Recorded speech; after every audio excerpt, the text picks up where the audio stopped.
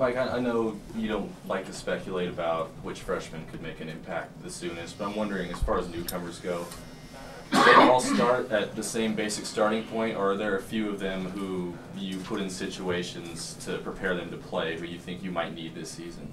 No, we'll look at all of them. We'll look at all of them, and then at the end of our practices, we'll work some of the freshmen, some that if we didn't get enough reps out of them, to look at them and to evaluate them. And, and really that test, same applies to some of those older guys. I mean, you earn your job every day, and, the starting lineup's going to be based on performance, not, how many years you've played, how old you are, or, how many stars you had as a freshman. I mean, I didn't know anything about those stars when I recruited them, so that certainly doesn't impact now that they're here.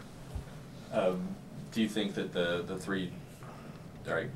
defensive linemen coming in, Vio, got Robert Barber, will they be in the mix maybe to earn some playing time right away because of the depth issues along the line?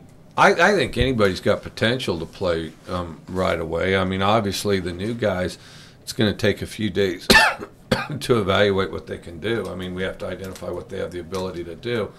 So especially with the new guys for, about a week and a half, there's certainly a spring football quality to it as you're kind of sifting through what their capabilities are. But then, from there you're trying to plug it in as quickly as possible.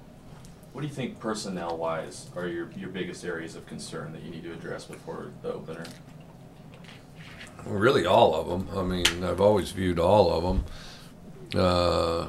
In our first level guys, I feel pretty good about, but by the same token, you want to get enough reps to get guys established so they're comfortable with what they're doing. I mean, it's one thing to say, well, this guy's this good and he can do that, but if he hasn't had the reps to develop his skills, I mean, he's not going to be, that all that other stuff's on paper until you develop your skills and you're familiar with the scheme and you can transition on what you need to do. And then so there'll be an evaluation process of that, and then move them up as far as that goes as well. I mean, we need depth pretty much everywhere, so there's always this, going to be spots for depth, and if somebody overtakes a position in the starting lineup, that door's certainly open too, based on how they perform. There's a report that a defensive back, Raymond Ford, had signed with you guys. Is that official? Can you comment on that yet, or can't comment? Okay. You've got some players on the team who are grabbing a little bit of spotlight before the season starts. We know that watch lists include tons of people from around the college football world. Do you find that to be somewhat of a distraction at all in your experience, or do you think it's just something people know that there's a ton of names on that list and what does it mean until the end of the season? I think it's a little of both. Honestly, it depends on the individual. All those individual awards I've always viewed as team awards, because there's nobody that accomplishes anything without the efforts of the rest of the team. So it's a team award, and I try to make sure any individuals on those lists recognize it the same. And but by the same token, we're not going to adjust practice game plans, what we do around any of that. And then, occasionally there's a weak-minded guy that might at some point feel entitled. And I worry about the individual getting distracted by it. Our team won't. I don't think our team will. But on an individual level, I've had it happen. I've had, where you see it the most is somebody will have a great freshman year, and then they're a sophomore and they think they got it all figured out, and they'll have a horrible sophomore year, and then hopefully they get back on track.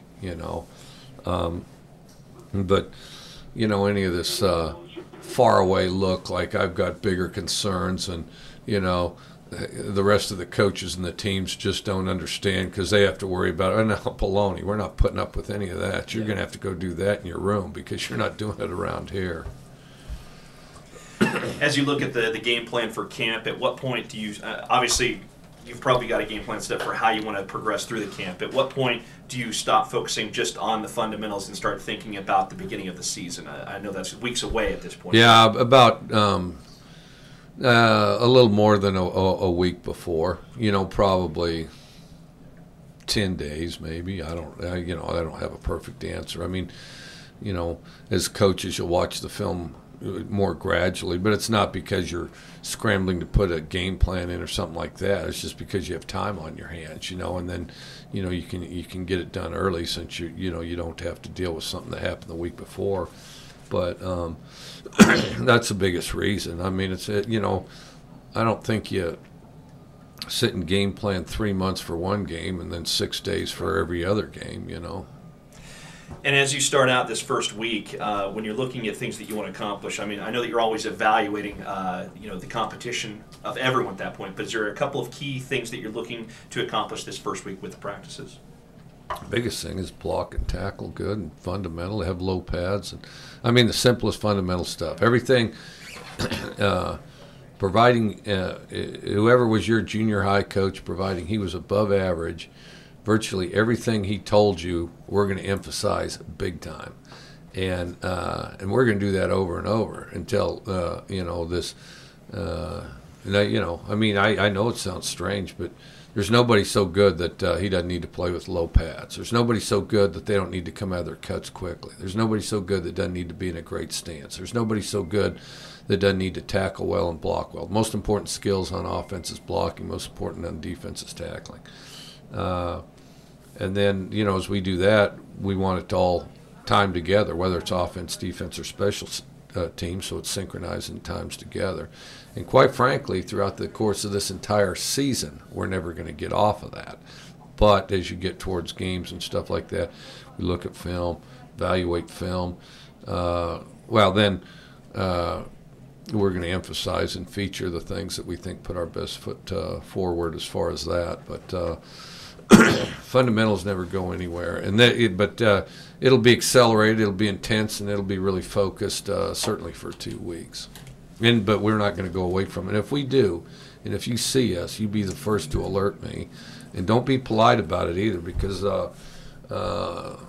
that's the worst thing you can do is take your eye off that ball as a coach. Howard?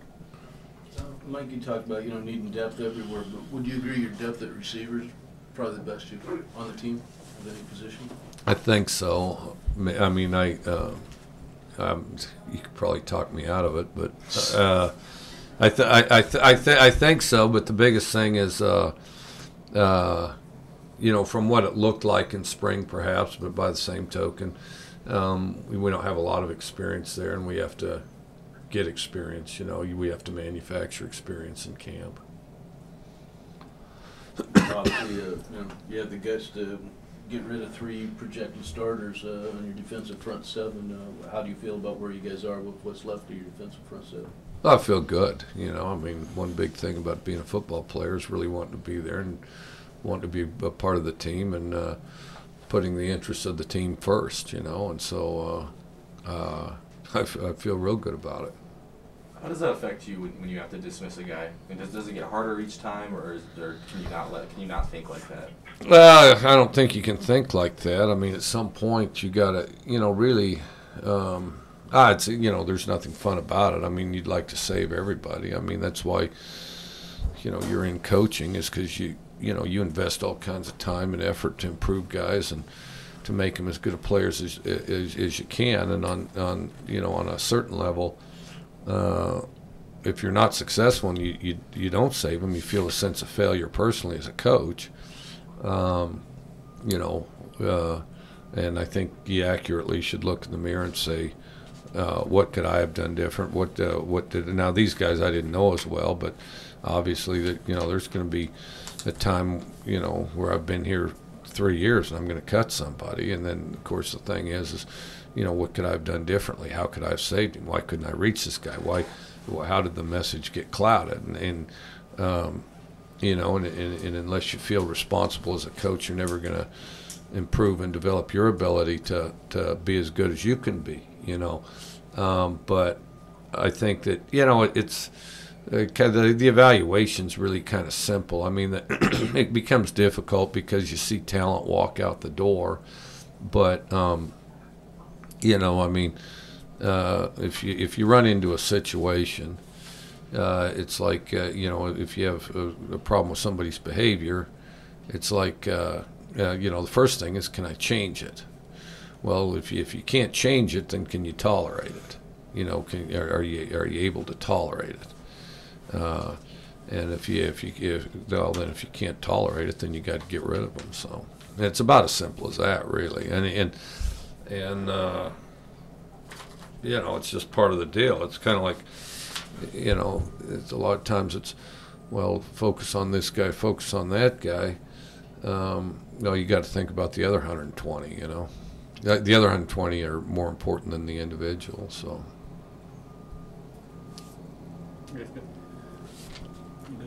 Questions on the line?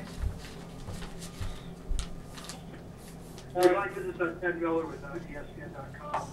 Who gets first crack at the defensive or left tackle spot in spring camp after Anthony parted ways? After who? After you and Lorenzi parted ways.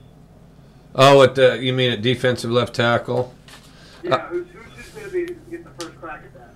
Well, it's difficult to say that he had the first crack at it to begin with. We played a variety of people there, and we'll continue to. You know, I mean, we didn't have a set group of starters there and things like that. I mean, over the spring we played a variety of people, and I don't even know that he got the majority of the reps. He might have, and but no, I don't know who specifically. We're going to get out there, run drills, and figure it out. And I know that they've talked about, not specifically because of this, but just to give our defense as much dimension as possible, doing a variety of things. And you mentioned with turning your focus toward specific game preparation at the 10-day mark. Is that hold true for the quarterback position, or when do you want to have your quarterback taking first-team reps? Prior to that, probably within the first week, somewhere after the first week. I mean, here's what you're up against. I mean, you want to evaluate what you have, and we'll have 2 pass skills going on every day. We'll have 2 pass skills going on. You want to evaluate what you have. Well, then we'll have some freshman work afterwards. So I guess we'll have 3 pass skills every day. That's a lot of pass skills. But at any rate, we'll evaluate everybody in that context, and then, when it comes to kind of working with the ones and that sort of thing, we'll rep them and spread them out, and so we can take a look at everybody. And then there's going to be a point where we pare it down. We declare a number 1 and a number 2. The number 1's going to end up, at some point getting 2/3 of the reps. The number 2 will get about 1/3. Thanks. Yep. Hey, Coach, Adam Lewis with Sports Press Northwest. You talked a lot about your 3 no tolerance rules that will give players tripped off the team if they're broken. Do you have any similar guidelines for player academics? Yeah, that's difficult to say. It's kind of a case-by-case basis because, at academics, that's fairly comprehensive. Was the guy tardy? Was the guy tardy? Does he just have bad grades? Did he fail to show up? Did he go to everything and just wasn't successful because he has a hard time with it? Did he? I don't. You're gonna have to give me some boundaries on that one a little bit. Well, if you could just touch on what type of academic standards would come up. Have I kicked guys off for academics? Yeah, chronic guys that, where you're constantly dealing with it. Yeah. Generally not. Generally we, it's usually academics a combination of. But sometimes there's a confidence aspect. The guy's just not real confident. He's good at football, but he's not good at academics. And so, just like football, you have to practice and improve him. And sometimes it's just a confidence thing, where a guy needs encouragement, and you try to build that, whether it's through tutors, counseling, personal counseling, like a mentor that guides him through the day-to-day of being a college student, especially if he's a young guy. And then others, if it's something along the lines of, well, it's inconvenient to get up in the morning to go to class, if it's or some, well, I stayed up, or I played video games instead of went to my tutor appointment. Well, then you ensure that it's far more convenient to go to class, and far more convenient to make your tutor appointment, and you ensure that by having other activities that are less fun than going to class or your tutor appointment. You just you want to make it convenient for them to go to class. Convenient for, and sometimes there's been this, somebody's got an apartment, on the edge of town, inconsistent as far as whether he can get a ride, and I mean legitimately inconsistent or something like that. Well, then you move them. You have them move,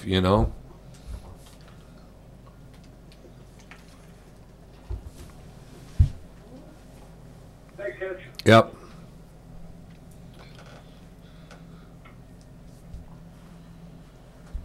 Any further questions? Hey, actually, this is Jessamine McIntyre from 710 ESPN Seattle. Just wanted to know, Coach, if you, how much you know about Silas Red, the today transferred to USC, and if you made a call on him. I didn't make a call on him, and I don't know very much about him other than he's got pretty big numbers. A guy on my staff, Eric Morris, was at Houston when they played Penn State in the bowl game. Said he was pretty good, but now we're kind of more focused in on our guys here right now. Is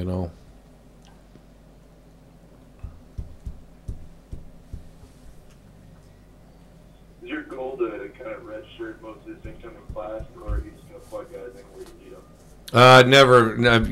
Plug them in where we need them. I mean, in other words, see what we got, see what they can do. If a guy's in the 2 deep, we're not going to redshirt him. If he's not in the 2 deep, we probably will.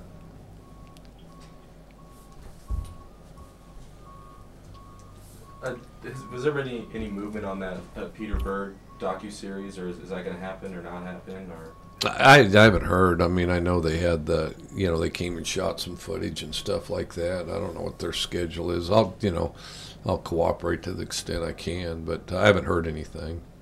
I've been kind of occupied with my day job,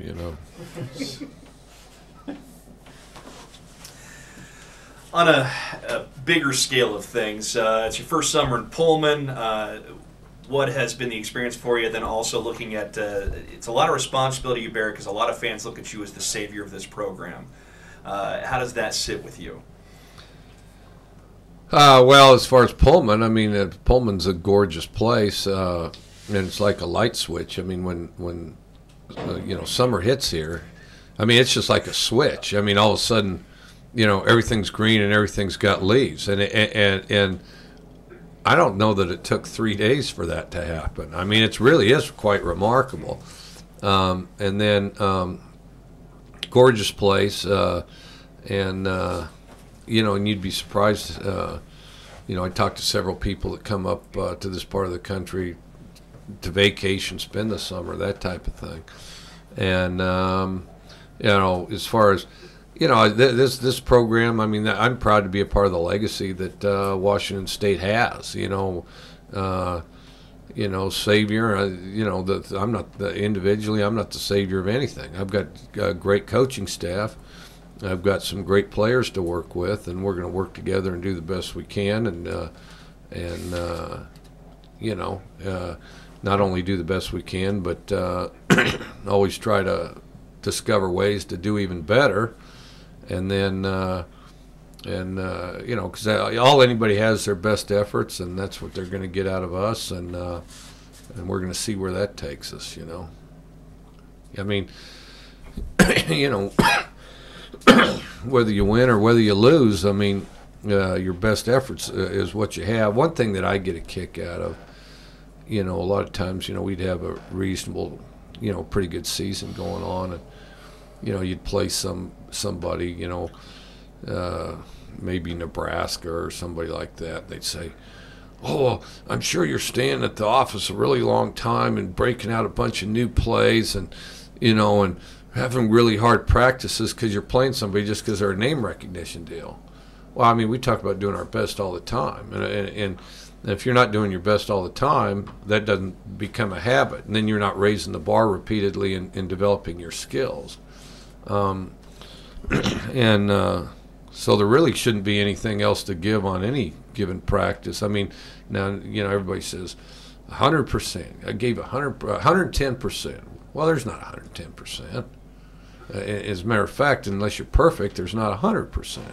But you come as close to that as you possibly can, and do it over and over so it becomes a habit. And then as it becomes a habit, then your skills improve, and then your 100% is better, and you have to do it over and over. But it's, that's why, some meaningful game or some game that people have a certain amount of passion about, well, we're going to change everything. All this other stuff, we've just been going halfway, so we're going to change everything. Well, that's crazy. No, we're doing the best we can this day, and the next day, and the next day, as we build on it and improve.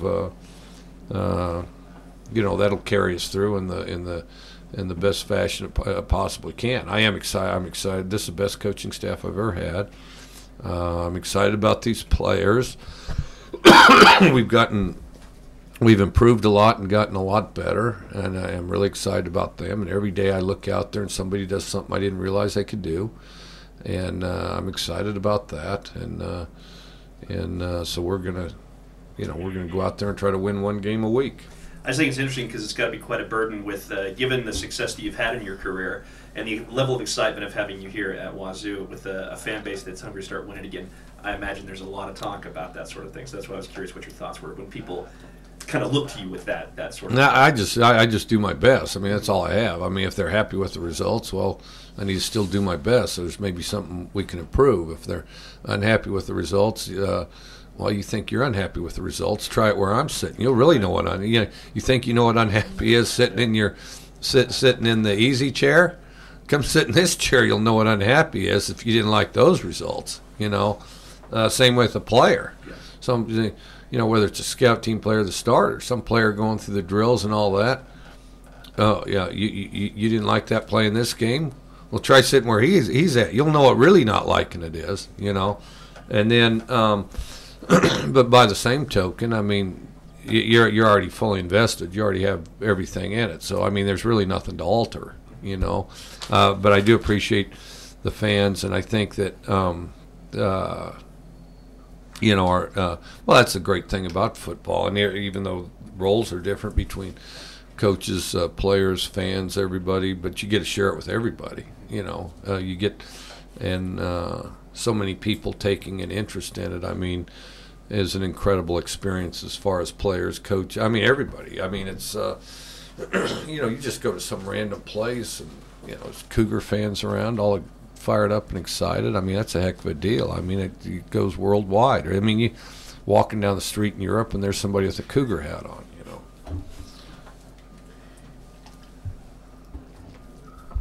Any further questions on the line? You're able to spend time at Key West this summer. Does that allow you to kind of recharge and get set for the football season and relax a little bit? I wish it was all that easy. It was almost more like my office moved there. Because, there was a pretty active phone, fax machine, and my wife's email rolling along at a pretty steady rate. So it was almost like my office was in a different setting as opposed to very much changed.